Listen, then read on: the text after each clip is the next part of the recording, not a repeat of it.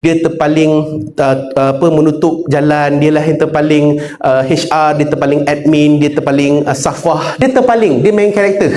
Kalau orang tengah bawa buka, cerita pasal aku lah tu.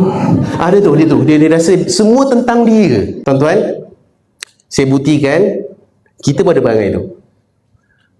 Kita pernah tak gambar ni, lepas balik kan tak gambar tunjuk kat semua orang yang kita dah pergi training kan, tak gambar tak jom group foto tak gambar, hantar kat WhatsApp hantar. Saya nak tanya je, sampai gambar group kat WhatsApp tu, gambar tu kan ramai kan, ada 18 orang tu, siapa orang pertama yang tuan-tuan tengok? Diri sendiri. Tuan-tuan kan zoom. Okey, kurus. Kenapa tengok diri sini, tak tengok bos dulu? Tak tengok kawan-kawan dulu? Sebab terasa diri main karakter, watak utama. Ada lagi perangai lagi toksik pekat jenis tak letak air sikit pun kan, yang jenis macam ni tau. Yang jenis dia kawan-kawan 3-4 orang kan, tak gambar kan, tangkaplah gambar banyak apa tak gambar. Tuan-tuan, yang dia upload gambar dia yang paling cantik, kawan sebelah mata tertutup, sebelah oning tudung sengit, dia tak heran pun, yang penting aku.